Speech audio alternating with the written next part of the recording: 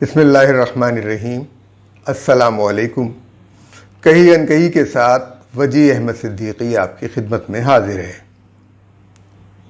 लसबेला में होने वाले हेलीकॉप्टर के सानहे में कोर कमांडर बलूचिस्तान जनाब लेफ्टिनेंट जनरल सरफराज अली शहीद हुए और उनके साथ 5 साथी उनके और भी, जिनमें मेजर जनरल के ओहदे पर तरक्की पाने वाले ब्रिगेडियर अमजद हनीफ और उनके अलावा brigadier Mohammad Khalid, major Saeed Ahmed, major Talha Khan और नायक मुदस्सिर फैयाज शामिल थे। ये लोग फलाही काम कर रहे थे, सैलाब ज़दगान की मदद के लिए मिशन पर थे। हादसा कैसे हुआ, क्यों कर हुआ, ये अभी तक पता नहीं चल सका या बताया नहीं गया, लोग ये भी कहते हैं। लेकिन हुआ ये कि इस वाक़े की ISPR से तस्दीक से पहले एक अमरीकी सिफारत खाने का कोई पैगाम जो है वो नशर हुआ ट्विटर पे, और ट्विटर पे ये कहते हैं कि ये जाली पैगाम था, यानी लेवल 2 पॉलिसी एडवाइज़र। अब इस तरह का कोई ओहदा जो है हमें अमेरिकी सफारत खाने की वेबसाइट पर नज़र नहीं आया। हमने ट्विटर पे ढूंढा तो वो ट्विटर का वो पैगाम जो है वो जो एक तो जाली था जिसमें नाम कुछ और था, यानी डेविड ब्लूम के जो है ईजेफ फोर्ड नाम, कारियान ईजेफ फोर्ड जो है वो नाम था उस खातून का। और फिर उसके बाद उसमें ट्वीट थे कि भाई हमारे टेक्निकल ड्रोन ने हादसाती तौर पर पाकिस्तान आर्मी के हेलीकॉप्टर को निशाना बनाया, जिसके नतीजे में अमवात हुई, और उसके नतीजे में लसबेला बलूचिस्तान में हमारी टीम इस वाक़े पर अफसोस और मगमूम है, जिसमें 12वीं कोर के कमांडर भी चले गए। फिर उसके बाद इसकी तरदीद नहीं की अमरीकी सफारत खाने की कि ये पैगाम ये जो है वो, फिर उसके बाद दूसरा जो है ना आया सामने कि एक और ट्वीट कि भाई नहीं, वो तो ये पॉलिसी एडवाइज़र तो ये चेन नाइल आस्टिन जो है वो है कोई, तो वो एडवाइज़र हैं। अब वहाँ पे भी उनका कोई ट्वीट और नज़र नहीं आता। कैसे, मतलब ये भी मालूम हुआ कि ये जाली।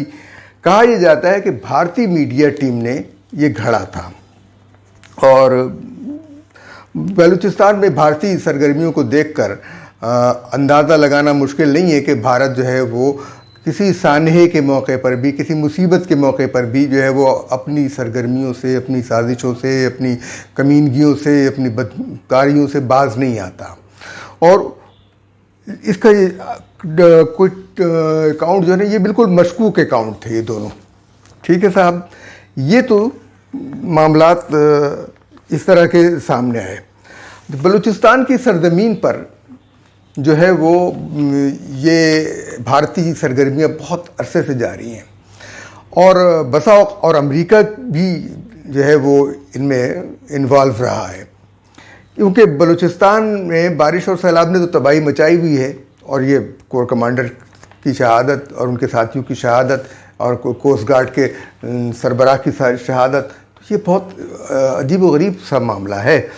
तो ये यानी इससे कबल पाकिस्तान एयरफोर्स के एयर मार्शल सरबराह, पाकिस्तान एयरफोर्स के सरबराह मुशर्रफ अली मीर साहब, उनके जहाज़ को भी निशाना बनाया गया, जिसमें उनकी अहलिया भी उनके साथ थी, और दीगर 15 अफसरान, जिनमें 2 वाइस एयर मार्शल थे, तो वो शहीद हुए थे। F-27 फोकर, उसको भी शायद निशाना, क्योंकि परवेज़ मुशर्रफ का ज़माना था और उन्होंने इनकार कर दिया था अड्डे देने से। अब ये बात तो हो गई। अब मामला ये है कि ये है सानहे का वक्त, अफसोस का वक्त। इस पर सब लोग अफसोस कर रहे हैं। लेकिन इन तमाम जालसाजियों के बाद पीटीआई की जो शीरी मज़ारी हैं उनका ट्वीट सामने आता है, और उनके ट्वीट के पीछे कौन लोग हैं वो भी सामने आ जाता है कि ये मौमा बरदार सवाल है कि एक अमेरिकी ड्रोन अफ़गानिस्तान में खलीज से आता है और ये फ़र्ज़ किया जा सकता है कि पाकिस्तान ने अमेरिका को अड्डे नहीं दिए हैं, अगर इस हुकूमत ने खुफिया तौर पर दे दिए हों। ज़रा आप गौर फरमाइए, लेकिन हमारी फ़ज़ाई हदूद से गुज़र कर गए, यानी अगर अड्डे नहीं दिए तो हमारी फ़ज़ाई हदूद से ड्रोन गुजर कर गए, और पाकिस्तान, अमेरिका ने पाकिस्तान की फ़ज़ाई हदूद इस्तेमाल की। ईरान तो अपनी फ़ज़ाई हदूद इस्तेमाल नहीं करने देता। ये इंतहा दर्जे की जहालत और मुल्क दुश्मनी का इतनी बड़ी, ये खातून जो इंटरनेशनल रिलेशन पढ़ाती थी कायद-ए-आज़म यूनिवर्सिटी में, अब फिर जो है वो इस किस्म की बेसरोपा बात कर रही हैं। ये जो ड्रोन टेक्नोलॉजी है अमेरिका की, क्योंकि ये जितनी भी, फिर उनका ये कहना था, देखिए चलिए मैं उसकी बात को पहले पूरी कर दूं, जो वो कहती हैं कि यही वजह थी कि इमरान खान ने अमेरिका को एब्सोल्युटली नॉट कहा था। शीरी मज़ारी जो हैं, अब मैं बता दूं कि और मामलात क्या है कि बेनज़ीर भुट्टो के हवाले से भी जो है कि बेनज़ीर भुट्टो ने जो है वो अमेरिका को कहा था कि पाकिस्तान की इमदाद बंद कर दे, ये इन्होंने दावा किया था। और जाली ख़त, बेनज़ीर भुट्टो का जाली ख़त बनाया इन्होंने, फेक लेटर। कभी बेनज़ीर भुट्टो ने ऐसा कोई मुतालबा अमेरिका से नहीं किया था। ठीक है, अगर पाकिस्तान ने अड्डे दे दिए होते तो ये काम होता। अगर पाकिस्तान ने अड्डे दे दिए होते तो क्या core commander Peshawar, core commander Quetta को इस तरीके से निशाना बनाया जाता? अगर ये होता। बात ये है कि ये मामला शुबे में है, लेकिन भारतीय जालसाजी पर, यानी ये जो आया ना कि अमेरिका की तरफ से ट्वीट के हमने मारा, हमने किया, हमने ये किया, और अमेरिका की तरफ से कोई तरदीद भी नहीं आई, कोई वजाहत भी नहीं आई, कुछ भी नहीं आया। लेकिन क्योंकि ये फेक चीज़ें थी तो इसलिए लोग जो है वो उनको कह रहे हैं कि ये फेक है, ये अकाउंट वहाँ नहीं मिलते। ये भारतीय जालसाजी पर शीरी मज़ारी ने रद्द-ए-अमल ज़रूर जाहिर कर दिया, और पीटीआई और उनके रिटायर्ड फौजियों ने तो सोशल मीडिया पर एक धूम मचा दी। अब फिर ये तज्जिया होने लगा कि ये ड्रोन हमले पाकिस्तान से हुए हैं, अमेरिका, जिसमें मुबैना तौर पर ऐमन ज़वाहिरी को मारा गया है। ऐमन ज़वाहिरी को अफ़गानिस्तान में मारा गया है, ड्रोन हमले में अमेरिका का दावा है। अब ये कहा जाए कि पाकिस्तान से ये हुआ है तो यानी फिर एक मरतबा पाकिस्तान के अंदर दहशतगर्दी की वारदातें शुरू हो जाएं। पाकिस्तान इस वक्त जबकि इन्वॉल्व नहीं है अफ़गानिस्तान के मामलात में, अमेरिका के साथ इन्वॉल्व नहीं है, अमेरिका की अब नजर करम उस पर नहीं है, अमेरिका की कोई इमदाद उसके लिए नहीं है, वो खड़ा हो जाए, फिर यानी कि ड्रोन हमले जो है वो पाकिस्तान से हो रहे हैं। ये बात इनकी समझ में क्यों नहीं आती कि ये ड्रोन हमले यहाँ से नहीं अमेरिका से भी हो सकते हैं। और इस पर एक पढ़ी लिखी खातून ने, जो माशाअल्लाह से पढ़ी लिखी मालूम होती है, शीरी मज़ारी से ज़्यादा काबिल लगती हैं मुझे, कि शीरी मज़ारी को जवाब दिया कि काबुल में ड्रोन अटैक पर पाकिस्तान से उड़ने की शुबहात गैर ज़रूरी हैं, क्योंकि अमरीकी drone RQ-4 global hoc hello जो है USA की सफरी रेंज 22,500 किलोमीटर से ज़्यादा है, और ये मशरिक़ वुस्ता से भी और कहीं से भी आ सकता है, और इसके करीबन 60,000 फिट बुलंद परवाज़ अक्सर ममालिक इसकी रेंज से बाहर निकल जाते हैं। 60,000 फीट बुलंद होती है और ये जिन मुल्कों के ऊपर से गुजरता है वो उसको रोक नहीं सकते, वो इसकी स्पीड पर भी और इतनी ऊंचाई पर भी, बुलंदी पर भी। बल्कि पाकिस्तान के पास है कि वो 52,000 फीट तक जो है वो मिसाइल उसके जा सकते हैं, तो ये 60,000 है, तो आप सोच लें ये उस पर से भी गुजर जाएगा। 52,000 तक की पाकिस्तान के पास है कि पाकिस्तान के ऊपर से 52,000 फीट पर से कोई गुजरेगा मिसाइल तो पाकिस्तान उसको रोक सकता है, अपने मिसाइल से इंटरसेप्ट कर सकता है, ये पाकिस्तान के पास सलाहियत मौजूद है। लेकिन शीरी मज़ारी साहिबा इस किस्म का फितना छोड़कर और कुछ साबिक फौजी भी ये हरकतें कर रहे हैं, बहुत आला दर्जे की अंग्रेजी में। जनाब बात यह है कि पीटीआई का वो जो अमरीकी मदाखलत वाला झुंझुना था या जो फ़लसफ़ा था या जो यानी जो ढोल था वो ख़त्म हो गया, क्योंकि फॉरेन फंडिंग, ममनुआ फंडिंग, जो आप नाम दें, गैर मुल्की फंडिंग, बाहर की इमदाद, भीख जो है वो आपको अमेरिका से मिल रही थी। मेरा तो ये ख्याल है कि जो स्टेट बैंक को भी और इलेक्शन कमीशन को भी सियासी जमातों को बैरून मुल्क से कोई इमदाद नहीं मिलनी चाहिए, चाहे वो चंदे की शक्ल में हो, चाहे वो पाकिस्तानी ही भेजें। तमाम पाकिस्तानी ये फंड हुकूमत पाकिस्तान को भेजें, उसके सरमाए या अपने ज़ाती लोगों को भेजें, अपने घर वालों को भेजें।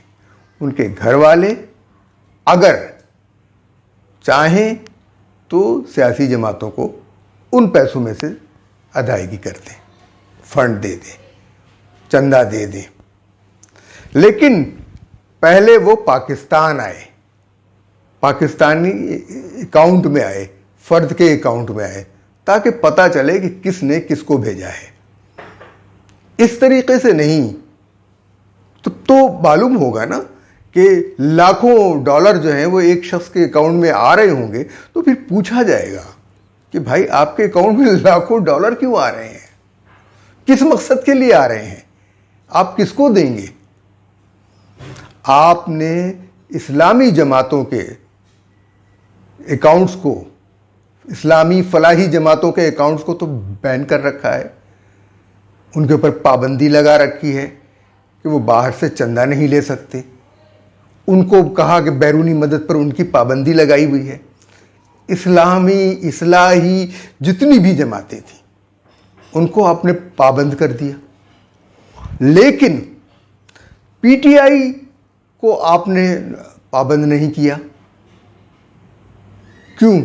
उसके ऊपर पाबंदी नहीं लगा रहे। बिल्कुल वही बात है, उनके ऊपर भी इल्ज़ाम था कि वो बाहर से पैसे लेते हैं, इनके ऊपर भी इल्ज़ाम है, साबित हो गया। उन पर तो इल्ज़ाम था कि उनको बैरून मुल्क से मदद आती है, आपने उनको कलअदम करार दे दिया क्योंकि बैरूनी दबाव था।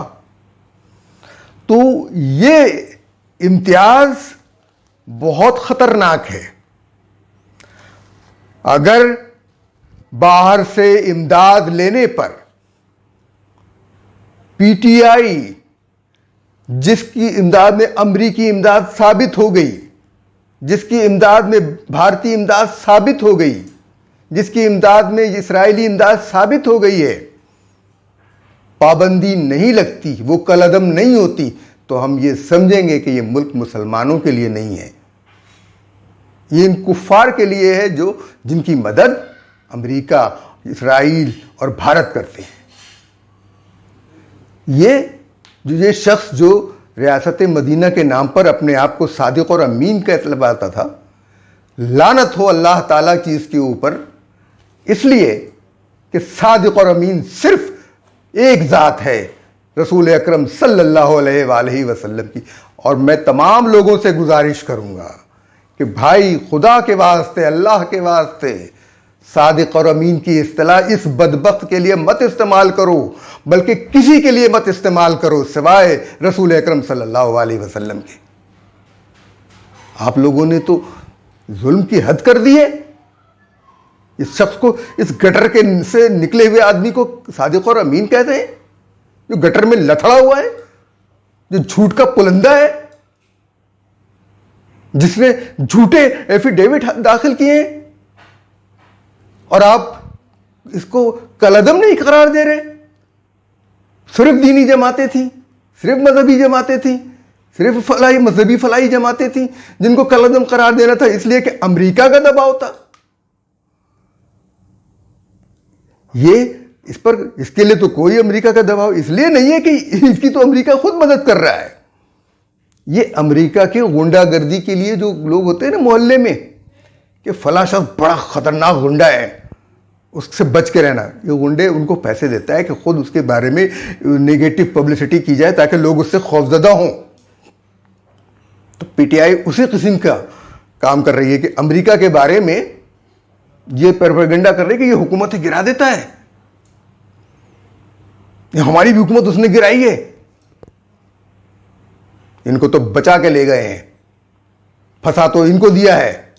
जो पीडीएम वाले हैं बेवकूफ फंस गए हैं और निकलना भी नहीं चाहते। इख्तिदार है ही ऐसी बुरी चीज। और वो तमाम लोग जो अब भी इमरान खान की हिमायत करते हैं, वो इस बात को सोच लें कि हेलीकॉप्टर के सानहे पर शीरी मजारी ने क्या ड्रामा रचाया है।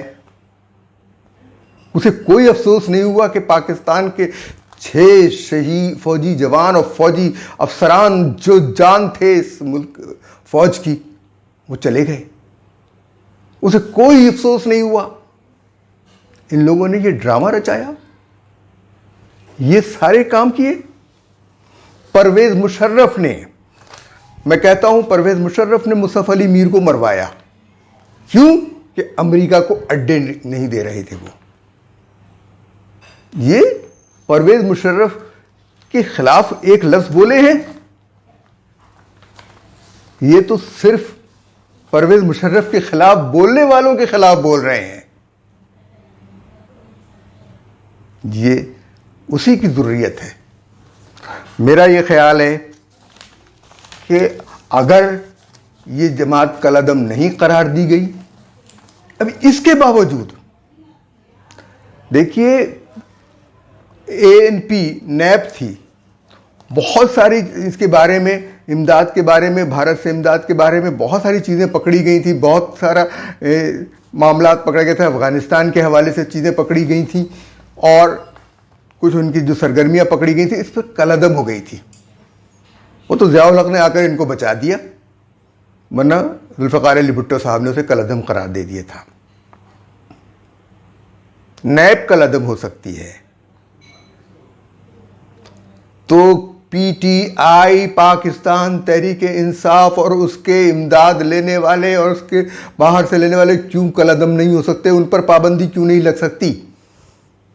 हाफिज सईद पर पाबंदी लग सकती है तो इमरान खान और असद उमर पर पाबंदी क्यों नहीं लग सकती? इमरान इस्माइल पर पाबंदी क्यों नहीं लग सकती? जिनके नाम आए हैं कि इन लोगों ने किया है।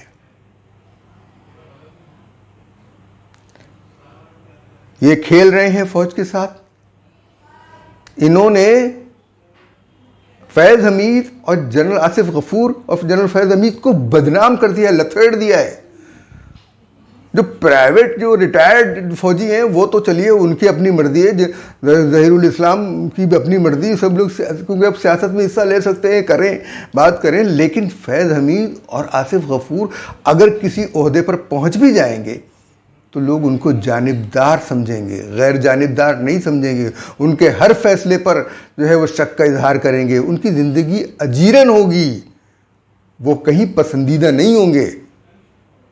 मुल्क के लोग 100% पीटीआई के साथ नहीं है। पीटीआई इस मुल्क का बहुत थोड़ा हिस्सा है, बहुत थोड़ा। वो तो आपकी मैनिपुलेशन ने इनको जिता दिया, वरना इनके पास अक्सरियत भी नहीं थी। आपने इधर से तोड़ा, उधर से जोड़ा, इधर से तोड़ा, अभी भी अदालतों ने इनको जितवा दिया। सब कह रहे हैं। फौज गौर करे कि पीटीआई उसके साथ क्या घिनौना खेल खेल रही है। इजाजत दीजिए। अल्लाह हाफिज।